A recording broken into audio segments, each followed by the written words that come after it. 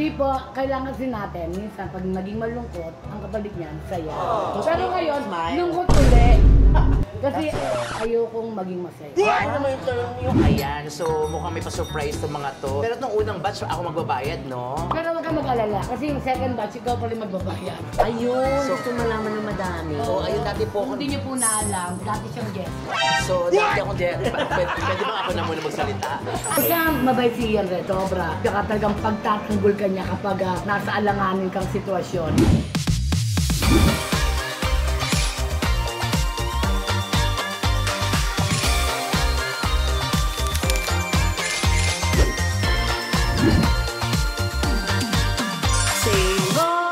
Nakakatuwa naman kung ganon.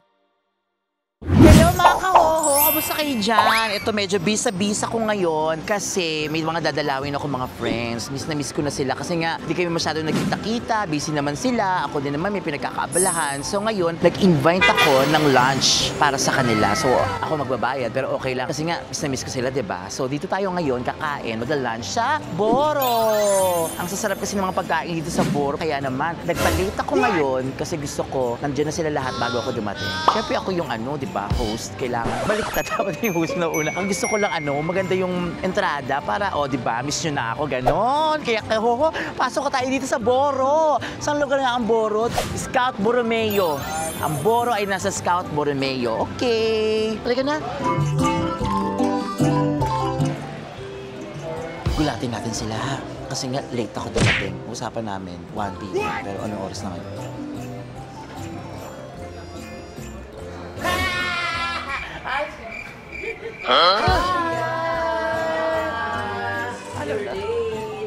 Late daw ako mga kahoho. Kasi nga gusto ko late ako darating para ma-surprise kayo. Surprise na! Surprise! Kumain na kami! Order na kami! Anong oras na? Alam mo, dalawang best na nung pinarigin. Wala nang pagkain, yun na natira. Nag-walk out na yung isa. May nag-walk out? Yes, nag-walk out. Outfit, tapos wala na natatali dito, tapos ayan. Boobsy? Ba't siya umalis? Okay naman yun. Hindi ko paghintay. Ay! Niloloko niyo ako. Oh my God! My friend! Yo!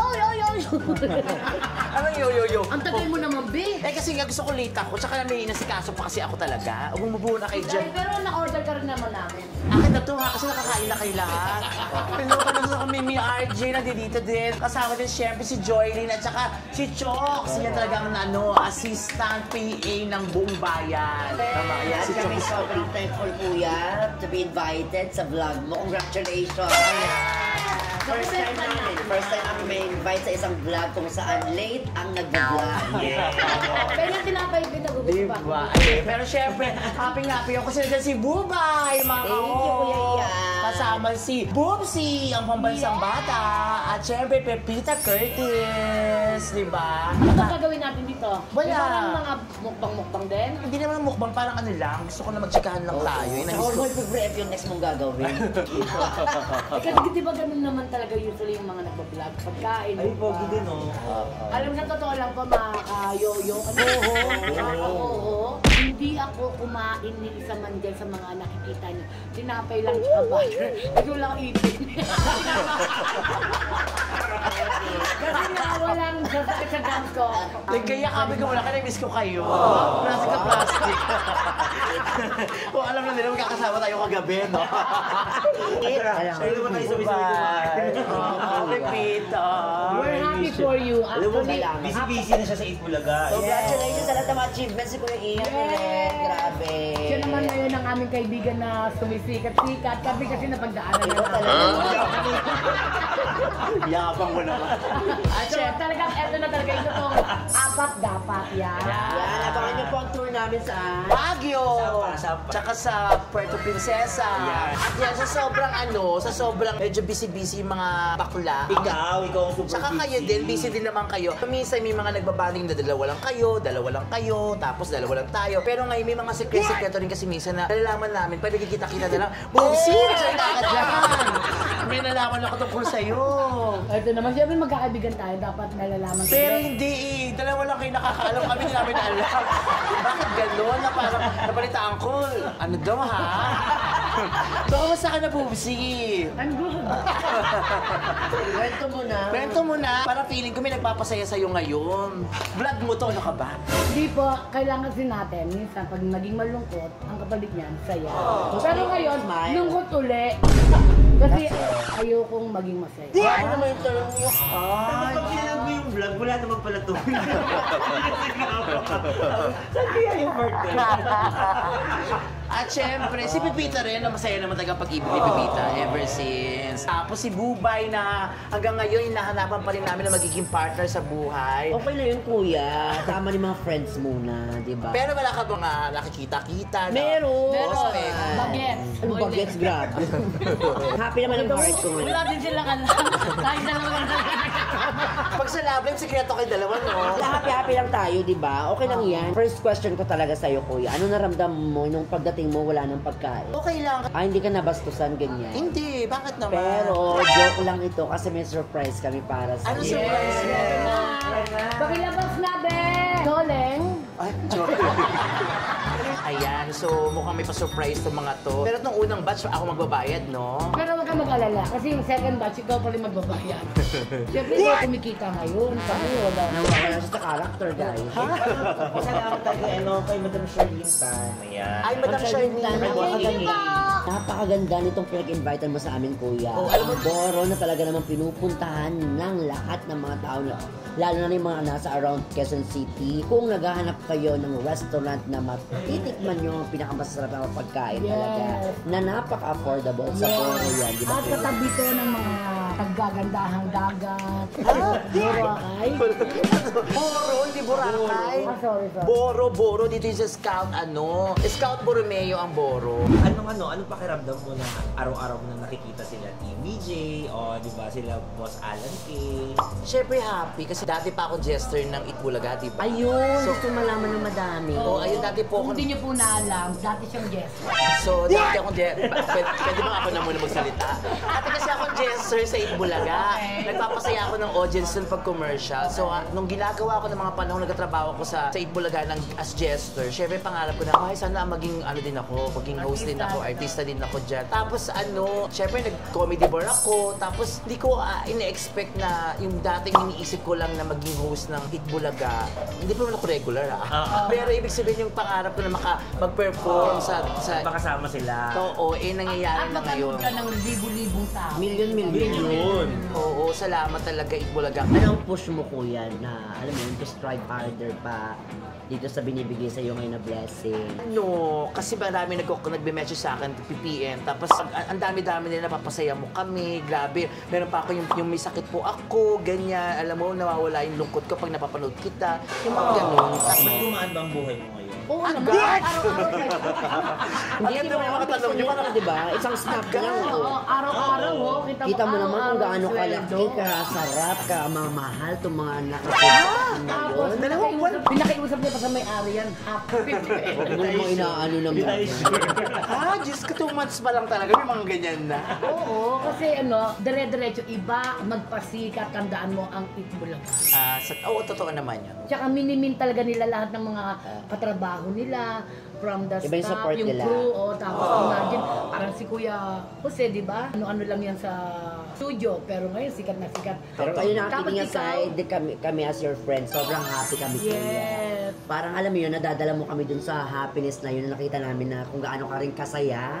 Alam mo yun, at marami ka pa rin gustong mangyari, di ba? Like, pagdating mismo sa mga simpleng bagay lang, anong susutin ko next time na ko sabi ko, magsasuggest tayo. So parang part tayo dun sa ginagawa niyo. At saka ito, yung talagang magkakaibigan tayo na na-achieve natin na lahat. Walang nag-iwanan, pantay-pantay na tayo. Yes, artista tayo, apat! Hindi yun, hindi tungkol dun.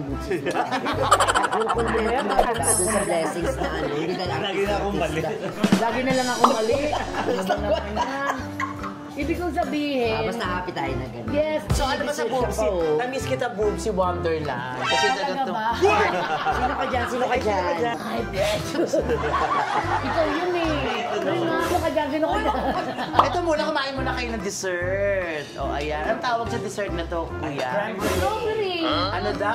Anong tawag dyan, Boobsy? Strawberry. Hindi. Kasi yan yung nasa ibabaw. Hindi. Anong tawag mo dyan? May tawag dyan. Anong tawag? Creme brulee. Ikaw magsabi. Creme brulee. Creme brulee. Burley. Creme brulee. Tikman mo muna kung anong lasa. Mainit pa eh.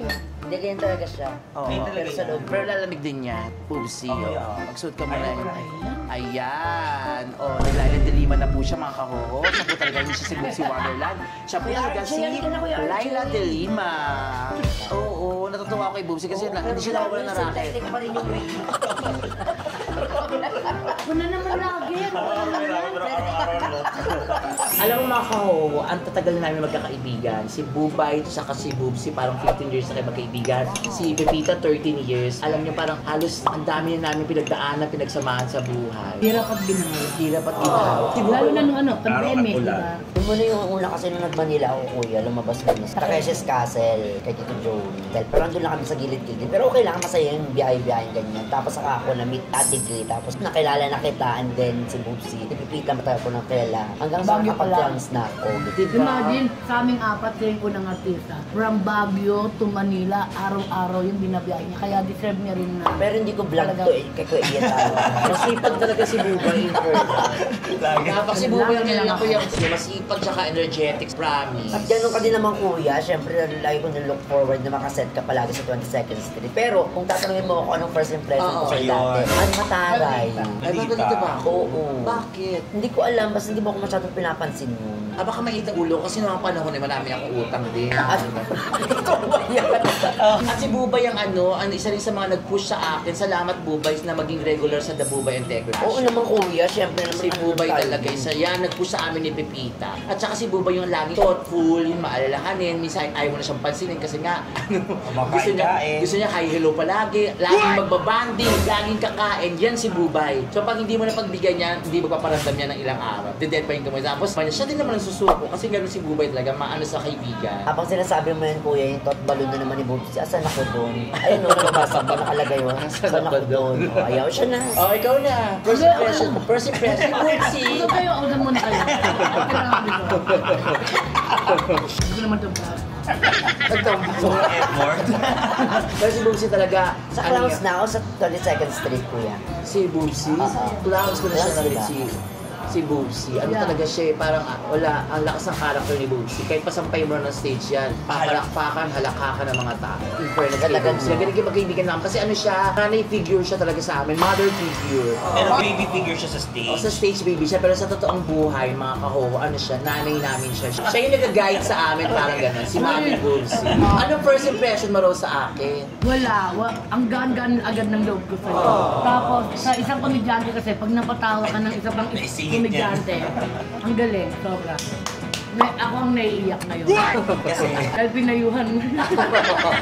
Mabait talaga si Ian Red. Kung sabi mo, ano siya, parang maltita, ganyan. Ako ang kabaligtaran, ang bait niya. Kasi mabait si Ian Red, sobra. Kaya talagang pagtatanggol ka niya kapag nasa alanganin kang sitwasyon. Pero siya naman yung mag-aalam kung tama ka o mali. Pag mali ka, hindi ka niya pagtatanggol. Pagsasabihan ka niya. Pepita talaga, sobrang ano yan. At nung una ko na-meet yan, parang galing talaga siya ng probinsya. Alam mo yung pagluwas niya talaga, yung parang gano'n siya itsura niya. Overwhelmed talaga siya. Pero natutuwa naman ako sa eksena ngayon ni Pepita sa buhay, di ba? At siya, Lalo na sa siya yung Kapuso. maraming labas sa mga arte-arte.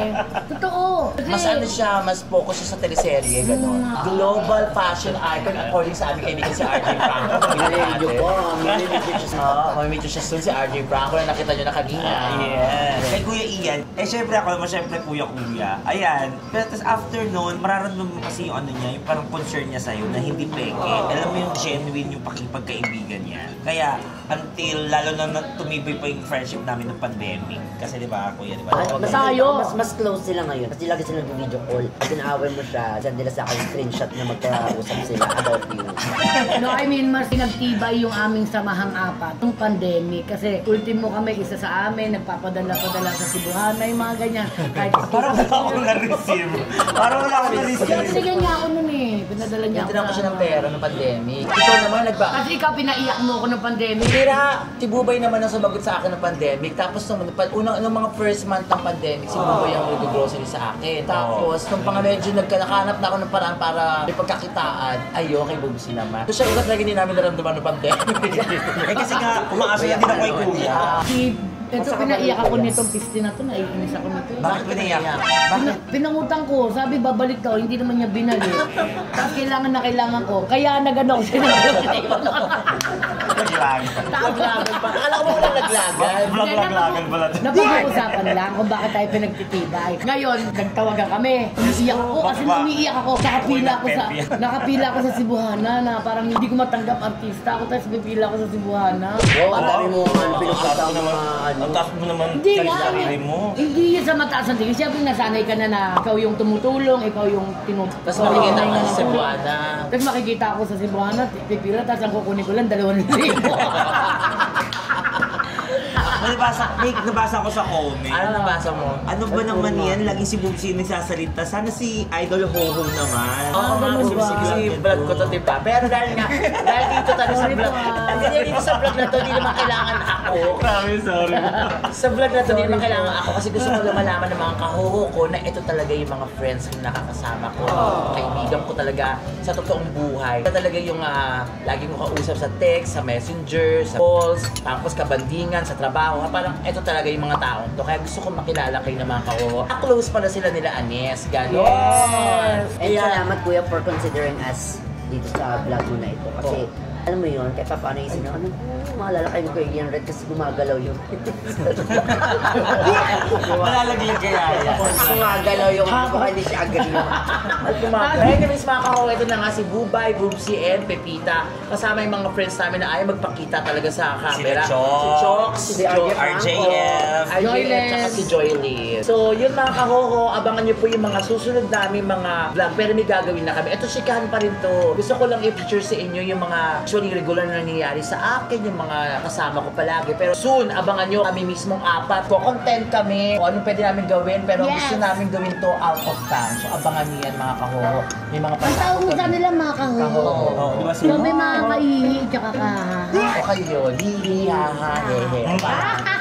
Para pagtawanan tayo ng mga viewers. Maraming salamat sa inyo mga nanood. Mag-subscribe na kayo. Thank you so much. Mag-like kayo sa aking YouTube channel. Mag-comment kayo kung anong gusto niyo mapamangyari na gawin ko dito sa vlog ko, okay? Maraming salamat sa inyong tatlo. Kaya naman say ho! Ho! Nakakatuwa naman kung gano'n. Yun yung gusto mo na Yes! Kakatuwa naman kung ganon.